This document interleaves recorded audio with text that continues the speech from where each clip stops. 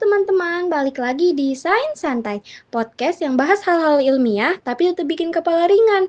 Aku Azahra bareng Andi dan dua tamu seru kita hari ini, Anissa dan Ariel. Hai, halo semua.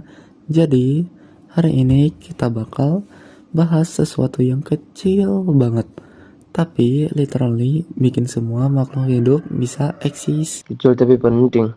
Jangan-jangan utang listrik.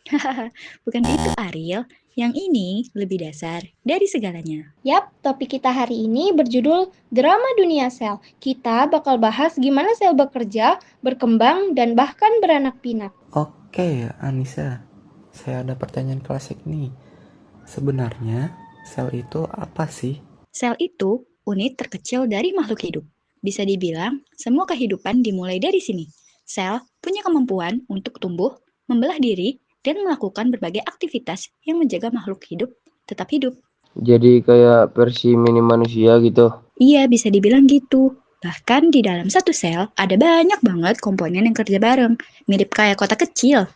Berarti di dalam tubuh kita ada miliaran kota mini yang sibuk setiap detik ya? Tepat banget. Misalnya, dalam tubuh manusia, jumlah selnya itu bisa mencapai 30-40 triliun, dan masing-masing punya peran sendiri. Kalau diibaratkan kota, berarti sel punya bagian-bagian kayak kantor wali kota dan warga yang kerja dong. Hahaha, analogi bagus tuh. Nah, di dalam sel ada beberapa struktur penting. Kayak ada membran sel, itu tuh dia ngatur siapa aja yang boleh masuk dan keluar. Terus ada sitoplasma, kayak tempat kerja semua aktivitas sel terjadi. Juga ada organel, itu tuh kayak pegawai-pegawainya gitu. Nah, di organel ini ada mitokondria, dia itu sebagai penghasil energi. Lalu ada ribosom buat tempat bikin protein. Ada retikulum endoplasma sama badan Golgi, itu tempat transport dan modifikasi zat. Lalu yang paling penting itu inti sel atau nukleus, itu tempat penyimpanan DNA alias buku panduan kehidupan gitu. Jadi inti sel itu kayak pusat komando ya. Betul banget, inti sel itu yang ngatur semua aktivitas, mulai dari kapan sel tumbuh, kapan membelah, sampai kapan harus berhenti. Berarti kalau DNA-nya rusak, sistem di dalam sel juga bisa kacau. Iya, dan itu bisa memicu masalah serius, seperti mutasi atau bahkan penyakit seperti kanker. Tadi kamu sempat bilang kalau sel bisa membelah diri. Itu maksudnya gimana ya, Nis? Sel itu punya siklus hidup yang disebut siklus sel. Ada dua tahap besar. Yang pertama itu interfase, waktu sel tumbuh. Dia tuh kayak memperbanyak organel dan menggandakan DNA. Lalu yang kedua itu ada tahap pembelahan yang bisa berupa mitosis atau meiosis. Berarti kayak manusia juga ya. Siap-siap dulu baru kerja. Bisa-bisa, kurang lebih gitu. Tapi bedanya, sel selalu disiplin. Kalau waktunya membelah, dia langsung mulai kerja. Nah, kita bahas mitosis dulu yuk. Ini yang sering disebut waktu belajar biologi kan? Iya, mitosis adalah proses pembelahan sel tubuh untuk pertumbuhan dan regenerasi. Misalnya, kalau kamu luka, sel di sekitar luka akan mengalami mitosis untuk menggantikan sel yang rusak. Oh, jadi itu sebabnya luka bisa sembuh ya? Wah, keren juga. Betul banget. Mitosis terdiri dari 4 fase utama yang disingkat PMAT. P-nya sendiri itu profase, di mana kromosom mulai terlihat, membran intinya larut.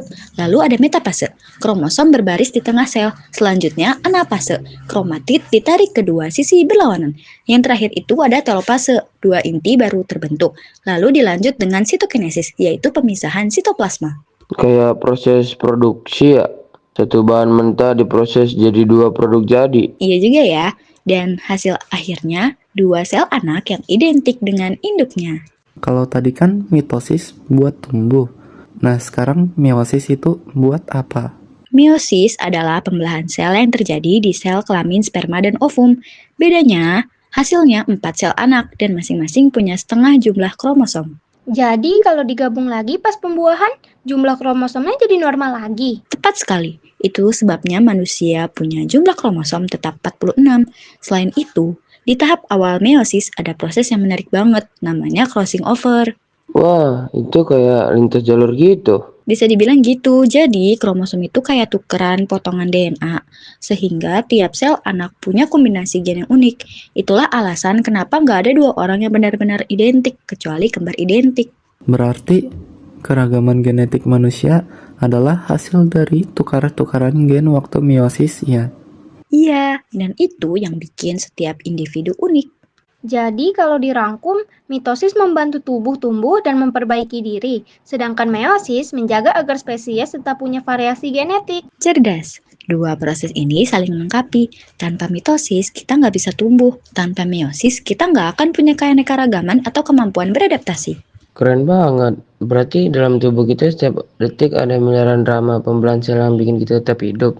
Haha, iya. Kayak sinetron biologis yang gak pernah tamat. Tapi justru dari drama kecil itulah kehidupan terus berlanjut. Oke, kita udah belajar banyak hari ini dari struktur sel sampai pembelahan yang kompleks. Iya, semoga setelah ini kita bisa lebih menghargai hal-hal kecil yang luar biasa dalam tubuh kita. Dan semoga juga gua nggak trauma lagi kalau dengar kata mitosis. Tenang, yang penting kamu udah ngerti konsep-konsepnya. Terima kasih buat Anissa dan Ariel, dan juga buat semua pendengar yang udah nyimak. Sampai ketemu di episode berikutnya.